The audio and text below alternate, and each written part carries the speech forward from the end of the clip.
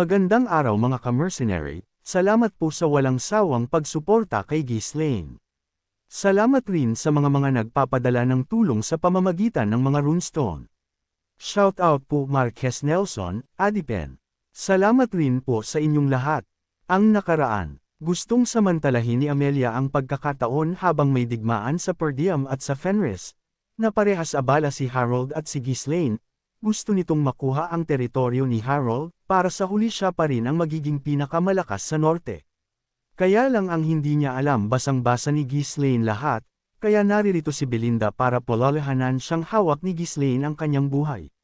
Nang bumalik sa digmaan ng eksena, dito ay tatapusin na sana ni Harold si Kaor, kaya lang isang pana ang bumago sa takbo ng labanan, dahil dumating na nga ang ating bida, at kasama nito ang buong hukbo ng per diem at mga hukbong tulong ng kaharian kay Ghislaine. Pagpapatuloy, dito ay ubod lakas na sumisigaw itong ama ng ating bida, Sugod. Mariing utos nito sa kanyang mga tauhan, iyon ay para ubusin na kaagad ang kanilang mga kalaban ngayon. At dahil nga mas marami na ngayon ang hukbo ni Ghislaine, mabilis na lamang sa mga ito na palibutan ang mga tauhan ni Harold, na ngayon ay talagang sila naman ngayon ang nagigipitan sa pwestuhan at laban. Ang mga kabalyero ni Harold ngayon ay talagang nagpapanik na, kitang-kita nila na ang formation ng front lines nila ay talagang nawawasak na, kaya sumisigaw ang mga ito at humihingi ng utos mula sa kanilang pinuno na si Harold kung anong susunod na gagawin, kaya lang hindi nila makita ngayon si Count Harold. Dahil nga sa bumaliktad na ang takbo ng laban, itong mga tauhan ng ating bida ngayon ay tumaas ang morale, nagwawala ngayon si Gordon, umalis kayo sa mga kabayo ninyo mga hangal, katapusan ng inyo ngayon mga walang hiya kayo, sigaw nito. Ang isang ito ay mabilis na nasukat ang sitwasyon, alam niya na hindi na ito ang oras para umasa sa utos ng kanilang Supreme Commander ng digmaan na si Harold, kailangan nilang magdesisyon ngayon ng sila lang, kaya nagbigay utos ito na huwag hahayaang masira ang kanilang formation, panatilihin, at unti-unting gapiin ang kanilang mga kalaban. Dahil masyadong malakas ang hukbo na dala-dala ni Swalter ngayon, ang ilang mga kabalyero ngayon ni Harold ay napiling targetin sila Gordon at ang ilang mga Fenris Knights, dahil hindi na nakasakay ang mga ito sa kabayo, at naririto rin ang mga salamangkero ng ating bida, na mas magpapahina sa mga ito kung magtagumpay sila. Dahil doon, itong si Gordon ay kinabahan, walang hiya, hindi dapat ito ang mangyari, sabi ng kasama nito, sira ulo ka talagang puro muscle ka, tahimik na tayo rito at kinuha mo pa ang atensyon nila. Katapusan na natin, si Alfoy naman na sobrang lantautay na sa likuran ay hirap ng magsalita, gumamit ka naman ng utak, wala na akong mana, sabi nito. Kaya lang nang tatapusin na sana ng mga kabalyero ni Harold itong sila Gordon at mga salamangkero, biglang pinaulanan ng mga pana ang mga ito, dahilan para huminto sila sa gagawin nilang pag-atake. Matapos pabagsakin ang mga kalaban na lumapit kila Gordon at mga kasama nito, agad silang lumingon sa kanilang likuran para tignan kung sino ang tumulong sa kanila, na agad namang nagsalita na may kaiabangan ito, na ang sabi, nag-antay kami ng napakatagal sa pinag-usapang lugar, napakatigas talaga ng ulo ninyo, sabi nito. Ayun na nga, naririto na itong si Claude, sakay ng kanyang kabayo, at kasama ang napakaraming archer ng Fenris, siya ngayon ang commander ng pangkat na ito para sana sa orihinal na plano, pero dahil napili ni Vanessa na tulungan si Ghislaine, nasira ang plano, kaya napilitan na si Claude na sumunod sa lugar na ito. Dahil piling bida rin ang isang ito, agad na itong sumigaw at nagbigay ng utos. Aking mga kasama, simulan ang bakbakan, sigaw nito na talagang akala mo kung sinong hari ang isang ito. Ayun na nga, dahan-dahan ang naglalakad ang mga tauhan ni Claude ngayon, kasabay ng paghakbang ay nagpapaulan sila ngayon ng mga pana sa mga kalaban, na agad nagbabagsakan ang mga kabayo ng mga kabalyero kahit na naka-armor ang mga ito, talagang umaaayon na sa Fenris ang takbo ng laban ngayon. Sa eksena naman na ito, si Kaor naman ay nagpapakitang gilas rin, madaling-madali sila ng kabayo ng ating bida na itakas ang priest ganun na rin ang kanang kamay ni Ghislaine na si Tatang, dahil kailangang hindi mamatay ang dalawang ito sa labanan. Tuloy na talaga ay bakbakan ngayon, dahil hindi rin nagpapaawat itong si Swalter. Siya at ang kanyang kapatid na si Randolph ay pinapangunahan rin ng pangkat na dala-dala nila para tapusin na kaagad ang mga kalaban. Dahil doon, talagang unti-unti nang nababawasan ang bilang ng hukbo ni Harold, talagang nawawala na ng pag-asa ang pangkat nito para isakatuparan nila ang kanilang plano. Duguan ang mga ito, marami sa kanila ay talagang nawalan na ng buhay, at hindi na nakikitaan pa ng pagkakataon para maipanalo ito. Sa kabilang banda naman sa paghaharap ni Ghislaine at Harold, dito ay ramdam na ni Harold na talagang matatalo na ang kanyang puwersa, at kaharap niya ngayon ang pinakapinuno ng teritoryo ng Fenris na lubos na sum-iron ang lahat ng plan niya, na hindi pa niya alam kung gaano kalakas si Ghislaine. At ayun na nga, nagsimula na rin ang bakbakan ng dalawang ito. Sumugod kaagad si Harold, mabilis, talagang marunong ang isang ito, kaya lang nasanggarin kaagad ito ng ating bida ng walang kahirap-hirap. Nang masangga ni Ghislaine ang pag-atakeng iyon, agad na umikot si Harold sa Jima sandaling ito para makakuha ng buwelo sa susunod nitong gagawin. Ayun na nga, isang full swing ng sandata nito sa ating bida ang kanyang pinakawalan, kaya lang basang-basa ito ni Ghislaine, kaya lumundag pa itaas ang ating bida para maiwasan ito. Kasabay ng pag-iwas ni Ghislaine, habang nasa ere ito, isang counter-attack ang pinakawalan nito. Isang malupitang sipa ang tumama sa pagmumukha ngayon ni Harold nang hindi niya nabasa. Kaya lang hindi pa tapos ang combo ng ating bida, dahil ngayon hinawakan niya ng mahigpit ang kanyang sandata, para ito naman ang gamitin pang paksa sa kanyang kalaban ngayon. Boom! Isang buong puwersa ng pag-atake ang pinakawala ni Ghislaine, full swing ng braso nito paikot, na nasalo naman ni Harold gamit ang kanyang espada, kaya lang talagang nahawi ang sabigat ng pag-atake ng ating bida. Talsik si Harold palayo kay Ghislaine, pero hindi ito bumagsak, alam niya ang gagawin para manatili sa kanyang balanse, kaya lang si Ghislaine hindi sasayangin ang pagkakataong ito, nagmamadali uli utong sumugod sa kalaban. Walang hiya ka Ghislaine, nabuhay ako na ni minsan ay walang pagkakamali sa lahat ng plano ko, ni minsan hindi pa ako natatalo, galit na sigaw nito, dahil talagang ginawang basura lang ng ating bida ang mga plano niya. Ikaw ba naman kalaban mo alam ang hinaharap? At muling nagpalitan ang dalawang ito sa kanilang mga nakamamatay na pag-atake. Napatuloy rin sa kakadaldal itong si Harold, na ang lahat ng plano raw niya ay perpekto. Sumugod ito pasulong kay Ghislaine para batasin ang ating bida, kaya lang umikot ito pa ibaba para maiwasan ito, na ang kanyang sandata ay isinukbit niya sa kanyang braso para makagawa uli ng counter-attack. Sa lahat ng digmaang kinaharap ni Harold, lagi niyang nadadala sa tagumpay ang kanyang teritoryo, walang laban na hindi siya nanalo, dahil talagang masusi niyang inihahanda ang lahat, kaya lang rito ay kahit sa mano-manong laban sa ating bida ay hindi rin siya makaisa. Ramdam na ramdam ni Harold ngayon. Ang bigat ng mga pag-atake ni Ghislaine, sa sipang tinanggap niya sa kanyang sikmura mula sa ating bida ay talagang napanganga ito sa sobrang gulat at sakit. At ngayon, sa kanyang harapan, bandang taas, kitang-kita niya ang nilalang na nag-iisang hindi niya magawang matalo. Bakit? Tanong nito, na hindi niya maunawaan kung saan siya nagkamali, kung paano nasisira ng ating bida ang lahat-lahat ng kanyang plano. Dito, mula likod paarap, buong lakas na iwinasiwas ni Ghislaine ang kanyang sandata, na talagang tatapos na sa buhay ni Harold, kaya lang hanggang dulo ay talagang pumapalag ang isang ito, nagawa niyang masangga ito gamit ang kanyang espada na dalawang kamay na ang pananghawak nito ngayon. Sa lakas ng pag-atakeng iyon ay parang may kung anong sumabog sa lugar na ito. Hindi na makita si Harold, at nagtalsikan ng gusto ang mga usok rito ngayon. Kahit may mga naunang digma ang pinagdaanan ng ating bida sa per diem bago pumunta rito, ang kanyang mga mata ay talagang napakatalim pa rin, buhay na buhay at hindi makikitaan ng pagod ngayon, dahil isa lang ang laman ng isip nito, ang patayin si Harold. Dito habang pilit na sinasangga ni Harold ang mga pag-atake ni Ghislaine, nagsalita ito, Ghislaine, anong karapatan mo para ganituhan ako ngayon? Sabi nito, na hindi niya matanggap na ang isang batang tinuring na basura ay siyang tatapos sa kanyang maliligayang sandali. Sobra ang panginginig ng braso ngayon ni Harold para lang mapigilan ang sandata ng ating bida na hindi tumagos sa kanya, dahil tiyak ikamamatay niya ito ngayon.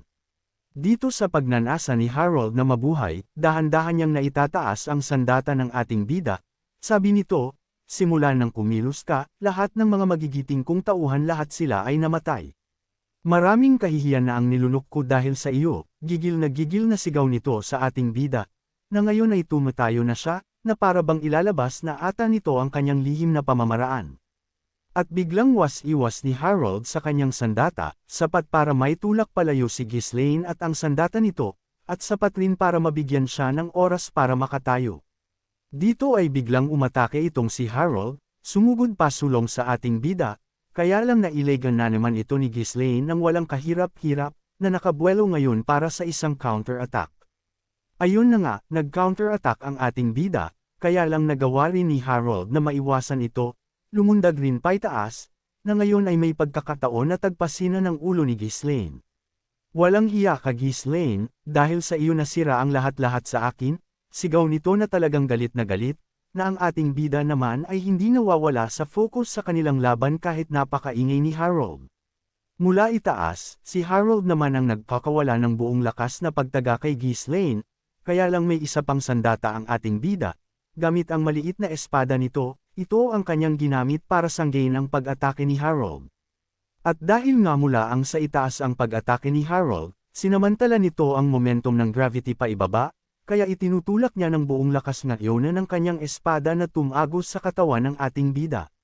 Ganon nga ang nangyari, nagtagumpay si Harold na ibaon sa limot ang ating bida. Sumabog rin ang alikabok sa lugar na ito, na hindi na niya makita si Ghislaine. Ayon naman pala, nagtagumpay man ang plano ni Harold, bigo naman ito na tapusin si Ghislaine, dahil nagawa ng ating bida na makatakas sa huling sandali ng pag-atakeng iyon ni Harold. Dito ay napahinto si Ghislaine, may napansin siyang kakaiba kay Harold, ramdam niya na biglang lumakas si Harold, at pakiramdam niya ay pamilyar ang lakas na ginagamit ngayon ni Harold. Ayun na nga, kitang-kita ngayon ng ating bida ang nag-umapa na mana at aura ni Harold sa kanyang katawan, ang ginagawa ngayon ni Harold ay tinitipon niya ang lahat ng kanyang lakas sa kanyang mana core, at sinusunog ito na ang kapalit rin ay ang kanyang buhay. Dito ay gagamitin na nga ni Harold ang kanyang huling alas para talunin ang ating bida. Sabi nito, hindi ako pwedeng matalo rito. Sa tingin mo ba ay hahayaan kita na wasakin ang lahat ng sinakripisyo ko para lang maitayo ang aking imperyo? Sabi nito, sabi pa ni Harold, may isang paraan para lang mabaliktad ko ang lahat ng ito. Papatayin kita Ghislaine. Gigil na sabi nito, na ang kanyang mga mata ay talagang seryoso, at tiwala na magagawa na niyang mapatay ang ating bida sa pamamaraang ginagamit niya ngayon. At ayun na nga, sa isang iglap ay biglang sumugod itong si Harold, parang isang kidlat, animoy nag-teleport ito mula sa kanyang kinaroroonan papunta sa ating bida, na talagang dito ay papatayin na niya si Ghislaine. Ang ulo ng ating bida ang target ni Harold, na dito ngayon ay talagang dinaman ito ng kalaban, dahil sa bilis ng mga pangyayari ay hindi na nakita ang sandata ni Harold, tanging pinsala na lamang sa harap ng helmet ng ating bida ang lumitaw ngayon. Ayun na nga, sa lakas ng pag-atakeng pinakawalan ni Harold, talsak ang helmet ni Ghislaine, naalis ito sa ulo ng ating bida, at kitang-kita ang pagtalsak rin ng dugo mula sa ulo ni Ghislaine na napakadelikado nga ngayon ang pag-atakeng ginawa ni Harold.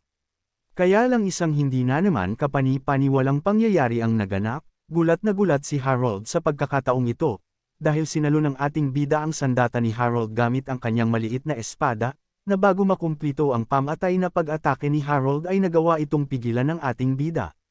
Nagawa mang pigilan ng ating bida ang pag-atakeng iyon, may dugong tumulo peren sa kanyang mukha, tanda na nakaisa na si Harold sa kanya, sabi ng ating bida, Harold Desmond, hindi ko pa rin makalimutan ang pakiramdam na patayin ka, kahit na pagguti-gutihin ko ang iyong bangkay ng 100 beses, o 1,000 pa, hindi na nabalik ang buhay ng aking mga mahal sa buhay.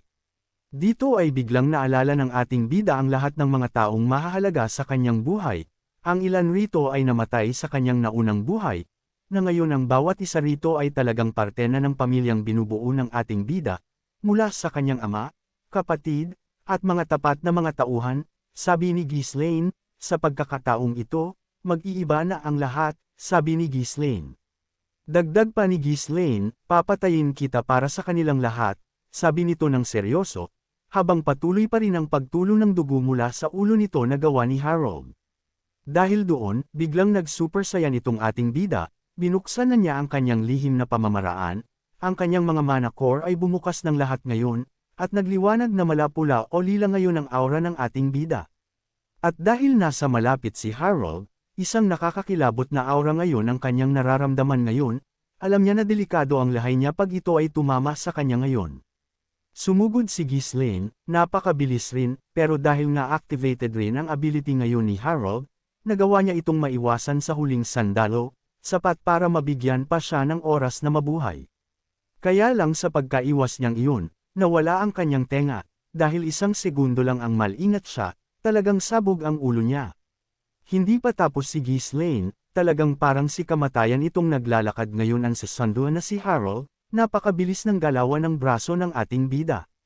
Ayun na nga, nagsimula na naman ang bakbakan ng dalawang ito, sunod-sunod ang pag-atake ni Ghislaine, at ginagawa ni Harold ng lahat ng paraan masanggalang ang lahat ng ito, dahil isa lang talaga ang makalusot sa pag-atake ng ating bida ay may kalalagyan siya. Dito ay pinilit ni Harold ang pumalag, puwersahan niyang itinutulak ngayon ang ating bida para makahanap lang ng isang pagkakamali kay Ghislaine. Kaya lang kahit anong gawin niya ay may paraan ang ating bida para baliktarin ang laban, dahil ngayon siya naman ang itinutulak ngayon ni Ghislaine, dahil hindi niya namalayan na ang isang espada ng ating bida ay tumarak na sa katawan niya ngayon. Ramdam na ramdam ni Harold ngayon ang isang malamig na metal na dumaan sa kanyang tagiliran, kaya napabuga ito ngayon ng dugo, na hindi na maintindihan pa kung anong gagawin nito ngayon. Hinugot ni Ghislaine ang kanyang espada dahil hinawi ito ni Harold gamit ang kanyang sandata, pero hindi pa tapos ang ating bida sa pagkatay kay Harold ngayon. Ayun na nga, muli na namang tumama ang pag-atake ni Ghislaine, kaya lang sa pagkakataong ito, ang kanyang pangunahing sandata na ang tumama sa baba ni Harold na nahawi pa itaas ang ulo nitong isang ito. Talagang sunod-sunod na ang combo na pinapakawalan nitong si Ghislaine, dalawang kamay, dalawang sandata nito ang tuloy-tuloy na ginagamit niya para tapusin ang kalaban. At ayun na nga, gamit ang espada nito, nagawa niyang maputol ang isang braso ni Harold, na ngayon ay tumalsik ang braso nito paitaas, talagang oras na para gawing 4 kilo ang katawan ng walang hiyang ito. Heto na ngayon ang itsura ni Harold, puno na ng pinsala ang katawan, butas ang tiyan, putol ang braso, sugatan halos buong katawan nito sa ginawang mga pag-atake ng ating bida. Kaya lang sukdulan talaga ang kasamaan ng isang ito, sabi niya, sana pala hindi ang kapatid mo ang pinapatay ko, ikaw pala sana, sambit nito kay Ghislaine. Sana pala sa simula palang ikaw na ang tinapos ko, sabi nito sa ating bida, na ang espada ni Ghislaine ay muling tumarak sa katawan ni Harold ng buong buo na ngayon, hindi na talaga ito makatakas pa sa ginawa ng ating bida. Sa kabilang banda naman, habang nagaganap ang digmaan ni Harold at ni Ghislaine, dito ay kumikilos na rin itong si Raul. Tahimik, sigaw ni Raul sa kanyang mga kasama ngayon sa silid na ito, dahil isang seryosong bagay ngayon ang nagaganap. Dito ay nagsalita ang isang ito, mukhang ang lahat ay talagang nag-aalala ngayon sa nangyayari. Talaga bang nabigla kayo na si Count Desmond ay nagsimula ng isang digmaan? Nakangisi na tanong nito na para bang ang lahat ng nangyayari ay umaayon sa kanyang plano. Dito ay nagalit ang isang lalaki na narito, sabi niya, ang pangyayaring ito ay isang direktang pag-atake sa puwersa ng Duke Delphine, sabi pa ng isang lalaki na may takip sa ulo. Dahil sa pangyayaring ito, isang matinding galit sa mula sa kaharian ng ating nakuha, nabalitaan ko pa na ang lahat ng maharlika sa kabisera na mula sa pangkat ng Duke Delphine ay pinaarestong lahat. Dito ay napangiwi itong isang ito sa mga pag-aalala ng kanyang mga kasama ngayon. Sabi pa ni Raul, kung nag-aalala na kayo sa simpleng pangyayaring ito, walang kwenta, kamakailan ay walang magandang resulta na pinapakita si Harold, puro kabiguan ang nangyayari sa lahat ng plano niya, naisip ba ninyo kung gaano na siya naiinis sa nangyayari? Dagdag pa nitong si Raul, si Harold ay isang tao na talagang kung kumilos ay perpekto, dahil sa mga pangyayaring iyon, susubukan niyang itama ang lahat, kaya naiintindihan ko ang kanyang nararamdaman ngayon. Sabi pa ng isang ito, kung hindi ninyo nauunawaan ang puso ng isang tao, paano kayo magiging advisor ng ating kamahalan na si Duke Delphine? Dito naman sabi ng lalaking may dilaw ang buhok, syempre hindi kami nagdududa sa kakayanan ni Desmond, alam namin na kaya niyang sakupin ang norte. Nag-aalala lang kami sa mangyayari pagkatapos ng ginawa niyang ito, sabi pa ng isa, napapaisip lang rin kami na kung sakaling magtagumpay nga si Harold, aanib pa kaya siya at makikinig sa pangkat ni Duke Delphine. Tanong ng mga ito, dito ay biglang napangiti ang isang ito, iyon ay dahil alam rin niya na posibleng ang mangyari iyon, lalo pa sa utak at pag-uugali ni Harold. Sabi naman nito, nang magsimula ang digmaang civil, kahit ayaw niyang sumunod, wala siyang magagawa, sabi nito, na mukhang may alam ito na hindi natin alam, kaya ganun na lang ang tiwala nito kay Duke Delphine. At biglang natahimik ang silid na ito sa sinabing iyon ni Raul, na nagulat sila na siguradong sigurado si Raul na walang problema kay Harold. Kaya lang biglang nagsalita ang tauhan nito sa kanyang tagiliran, sabi nito, ano kaya ang mangyayari kung sakaling matalo so Count Desmond? Tanong nito, iyon ay dahil nasukat at alam niya na hindi basta-bastang nilalang si Ghislaine kahit hindi pa sila literal na nagkakaharap nito, na si Raul ay biglang nag-iba ang ekspresyon nito. Napaka-imposible noon, 30,000 hukbo ang daladala ni Harold para talunin ang kakarampot na Fenris, paano siya matatalo, tanong nito na napabuntong hininga na lang. Sabi naman nitong si Raul, nag-aalala ka ba na ganun ang mangyari? Seryosong tanong nito sa kanyang general na may tiwala siya sa pananaw ng kanyang malakas na mandirigma pag nagsalita na ito. Muli itong nagsalita, tulad nga ng sabi ko sa iyo noon, si Ghislaine ay hindi madaling kalaban, napakasimpleng sagot nito, at buo ang loob nito na talagang si Harold ang matatalo sa digmaang nagaganap ngayon. Dito ay ngaliwanag bigla ang kanyang mga mata, sabi nito, kung sakaling matalo si Harold ni Ghislaine, isa lang ang pinag-aalala ko ngayon na baka ilabas ni Harold ang kapangyarihang iyon, seryosong sabi nito. Bumalik ang eksena sa digmaan, dito ay tumulo ng husto ang dugo ni Harold, sa lupa, talagang katapusan na nito. Kaya lang nang tumingin ang ating bida kay Harold, na dapat ay tapos na ang laban, biglang itong nakaramdam ng kakaiba, may kakaiba kay Harold ngayon. Ayon na nga, bilang may kung anong itim na aura ang lumabas sa katawan ni Harold, nagliwanag ang mga mata, ang itsura ay nagmistulang vampire ang lakas na inilalabas nito. Kung pagbabasehan ang novel, ang kapangyarihang ito na nilalabas ni Harold ay mula mismo sa abilidad ni Duke Delphine, pero hindi kumpleto ang pamamaraan na nakuha ni Harold, ganun pa man sadyang nakakatakot ang lakas na ito na kayang ibigay sa isang tao. Ano kaya ang totoong nangyayari ngayon sa katawan ni Harold? Paano kaya ito ngayon mapapatay ni Ghislaine kung isang halimaw na ang kanyang makakalaban? Abangan! Kung nagustuhan po ninyo ang aking recap, huwag sana ninyong kalimutan ang mag-subscribe, mag-like o mag-comment, makakatulong po ito ng malaki sa paglago ng channel, at makapagbigay pa ng magagandang kwento. Salamat!